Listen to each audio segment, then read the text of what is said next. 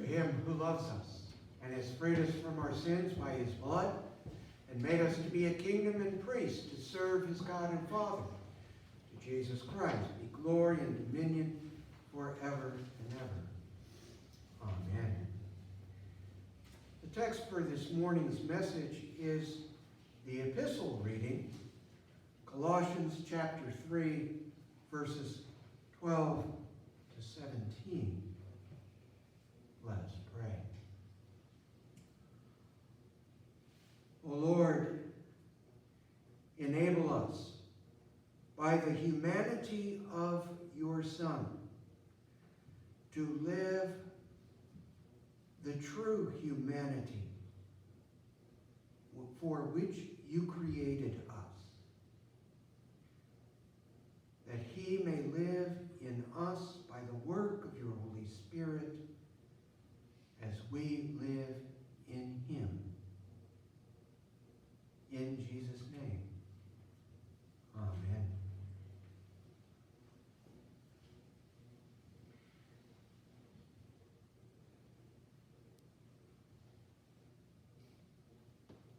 The epistle readings, traditional epistle readings for the Christmas season, especially Christmas Eve and the various services that are optional and or possible on Christmas Eve, Christmas Day, and so forth,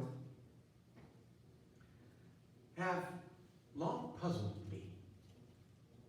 You would think that the epistle readings would be ones especially focusing on praise of Jesus, the wonder of his birth. But you know, there's really not many of those passages in the epistles. Yet the epistles don't really talk about the wonder of Jesus' birth. Not directly.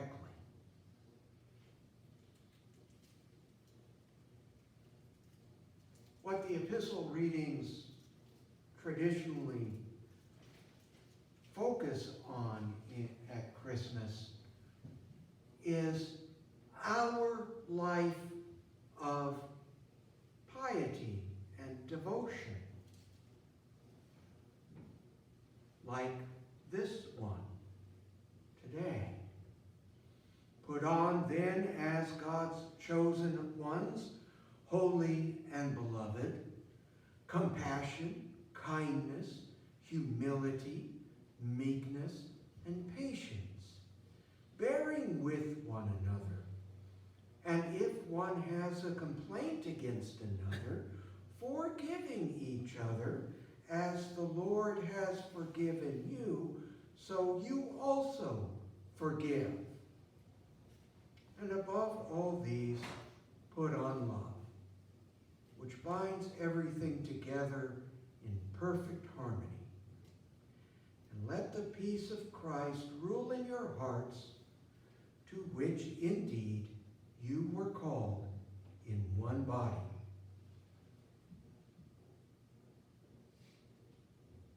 It's about us and our life.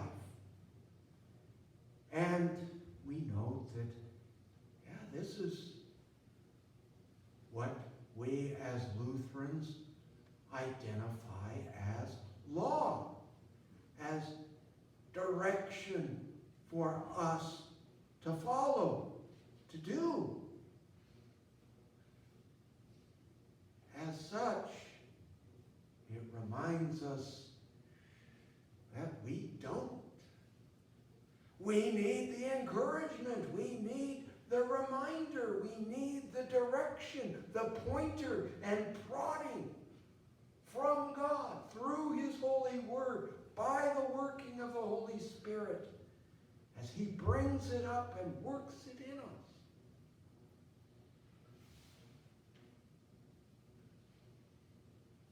We aren't naturally compassionate, kind, humble, meek, patient, forgiving, loving. Not loving in the way of God. Not loving for any of the others as God intended us to be. Just think about children comparing Christmas presents as to who got the best or the most. Yeah. Even in the time of gladness and joy and family love, we don't quite make it, do we?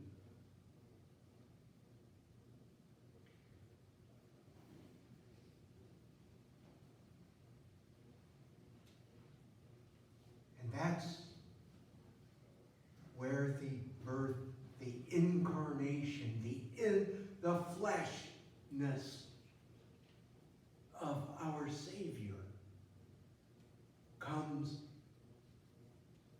right into focus.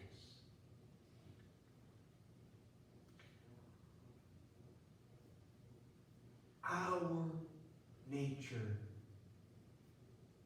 is corrupted.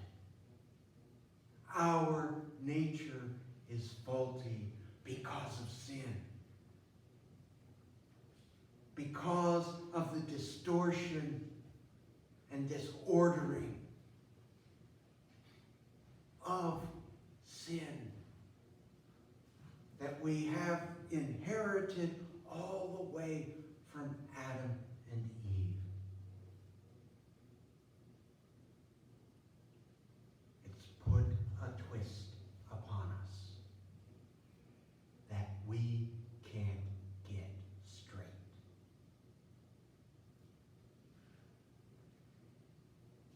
It shows up in different ways, in different faulty desires and faulty ways of trying to satisfy those desires.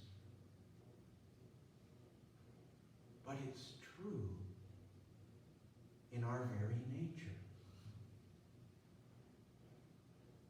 But it's not the way God created our nature to be.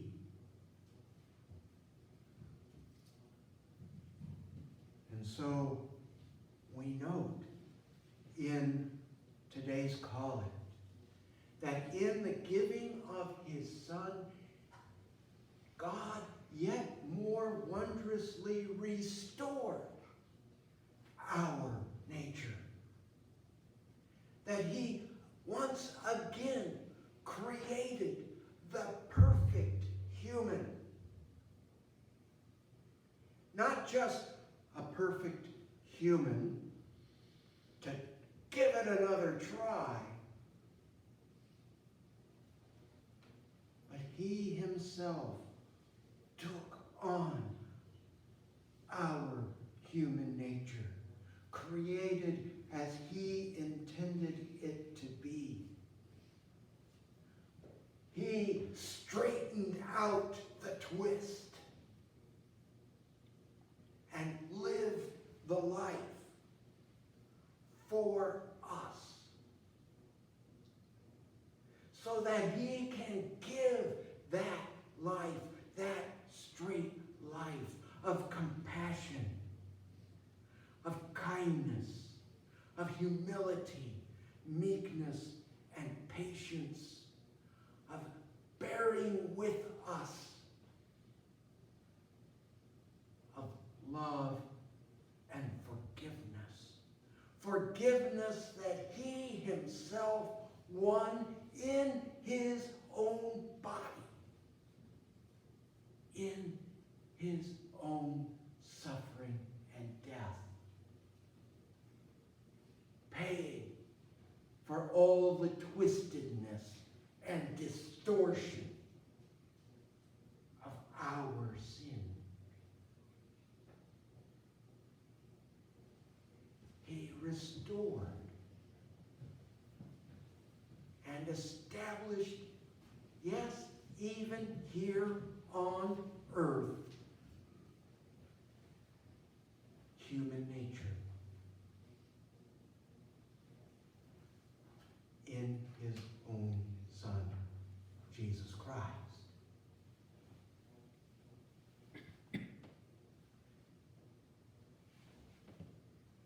And now, as St. Paul encouraged the Colossians, so we also are encouraged and reminded that let the word of Christ dwell in you richly, teaching and admonishing one another in all wisdom, singing psalms and hymns and spiritual songs with thankfulness in your hearts to God, because this has been given to you. God has bestowed it upon you as he claimed you in baptism, as he feeds you with his body and blood in his supper, as he speaks his word into your ears, right into your heart and mind, to dwell in you, and dwelling in you to prod and compel and impel you to live out that nature that he has given you, for he has given you new birth, new creation. You are not just the same old, but you have been given the new birth of Christ, the new birth in Christ.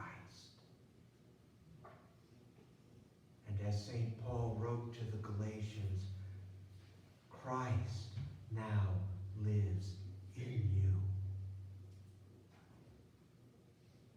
And these are the things that he produces.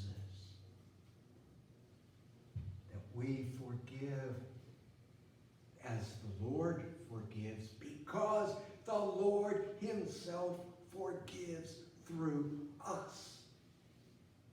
Whatever you bind on earth is bound in heaven. Whatever you loose on earth is loosed in heaven.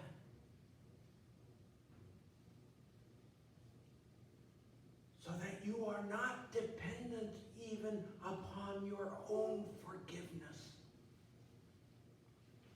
For the Lord forgives you by nailing your sin to Jesus Christ, his own Son, upon the cross. And so you also, when you are finding it hard to forgive, hard to consider the sins against you paid for and dealt with, that you may take them and nail them to Christ and see that, yes, he has taken care of it.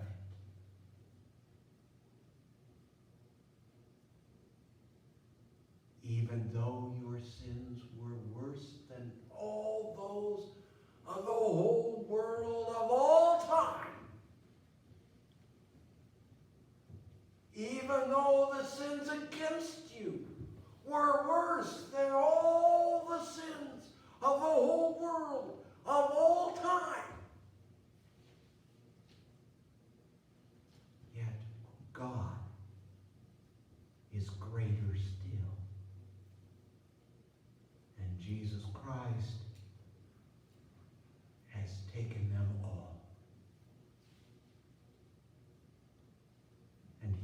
given to us and continues to restore and to strengthen in us by his word.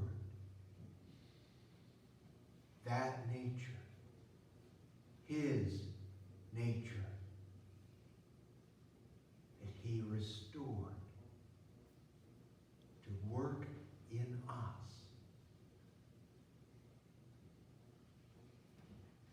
so that we can indeed call upon God